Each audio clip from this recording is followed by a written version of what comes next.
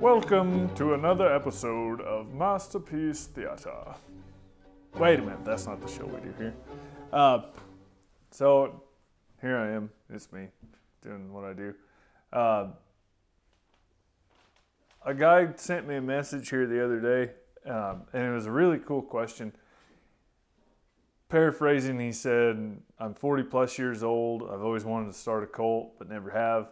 I've ridden my whole life, but it's always been broke horses. What steps would you suggest I take to go about starting a colt? Or would you at all even bother with it?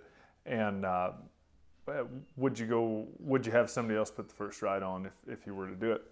And so I really had to think long and hard about that. There was a time when I would have said, no, don't do it at all. Have a professional do it. And in some instances, I still kind of feel that way. There's a lot of guys I know. I'm riding a colt for a guy right now that we grew up together. He's a good hand on a horse, riding a horse his whole life, good cowboy. But he's got a million other things on his plate and can't put the time and the effort into this colt. And so he's having me ride her. Filly, I guess, not a colt. He's having me ride her, which is a smart decision, I think, because I can put the time and the effort and give her the time she needs. So that was my argument for a long time, that if you hadn't done it, you shouldn't. Now that I'm getting older and I see things a little differently, yeah, I think if you're in your 40s and you got a little gray hair and you want to start a colt, I don't know why not. I think that's kind of a cool project. So I had to think about it long and hard, and here's what I came up with. I told the fella, I said, the first thing I would do would be to find a trainer that not only trains horses, but also either does or has started a lot of colts in his life. And his is real specific there, and I'll get to that in a minute. And explain this project to this trainer and see if you can get this trainer on board and either pay training wages or pay lesson wages or whatever it takes to get this professional to help you. Now, the reason I specifically say he, if it was a gal that was asking the same question, I would say find a female trainer. The reason being is because, and I also said find a male trainer that's similar to your size and build. When you're doing a project like this, those kinds of things matter. There's guys that I learned from or have learned from me over the years that are not the same size and build as I am and just physically can't do things the way I do them. And this would go for men and women too. A woman's going to go about doing things differently than a man does.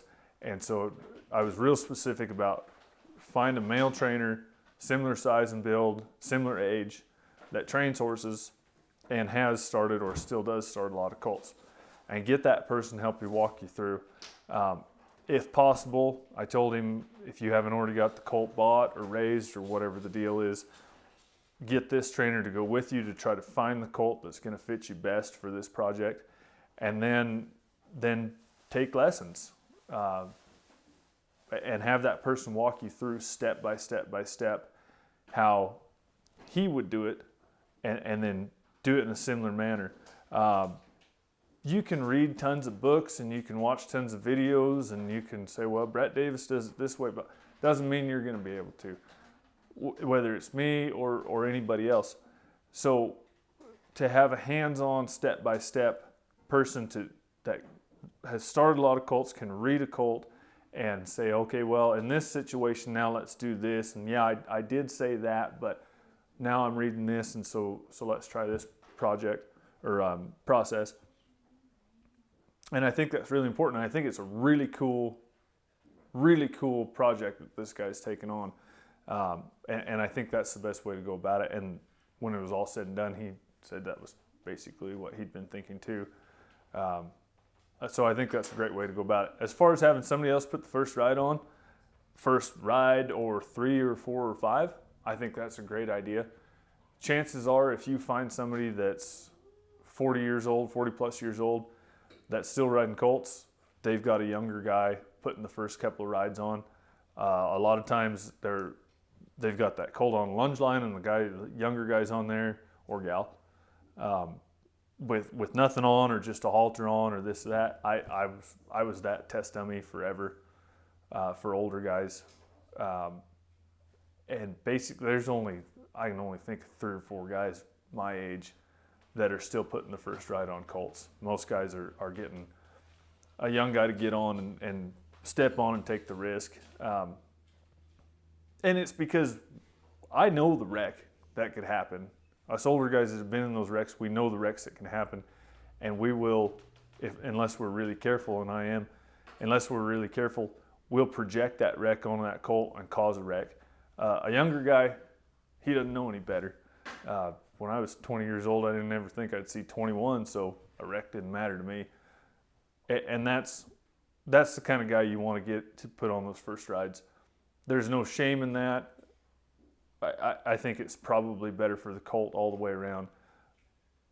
Unless you've been riding colts your whole life like I have, and I can get in a mental state where I'm not going to project those problems onto that colt.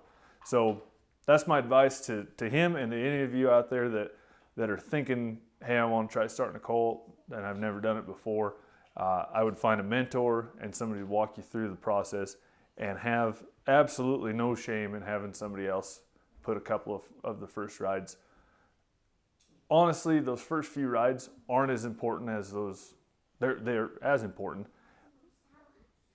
But the groundwork that you put into that colt before those first rides are that's the meaningful work. Those first couple rides, I'm just sitting there. I'm sitting there and my groundwork is paying off. And so it's the same thing if you get somebody else to ride that colt. There's no shame in that, because if it's working, it's your groundwork that you did that's paying off. That person's just sitting there. While I'm here and while I'm thinking about it, we did a video the other day. Somebody asked me if, it was a Q&A thing, and Justin was with me. Somebody asked me if there was any books in particular that had really influenced me. And I said, no, not so much, not really. It wasn't like I read Ed Cannell and went, oh, I understand now. But I was wrong in that, and I was just thinking about it here a minute ago. So I misrepresented that, and I want to represent it properly. There was one book in particular, and actually 2, but one in particular, that really, really influenced not only my entire life, but especially the way I work with horses. And that's The Art of War by Sun Tzu. I think everyone in the world, that should be required reading for people. I bet you I've read it 100 times. And I was listening to it last night. I miraculously just discovered audiobooks and was listening to it last night. And I went, you know what? That had a huge impact on me. And really, the title of the book I wrote, Horsemanship is an Art, The Started Colt, Horsemanship is an Art.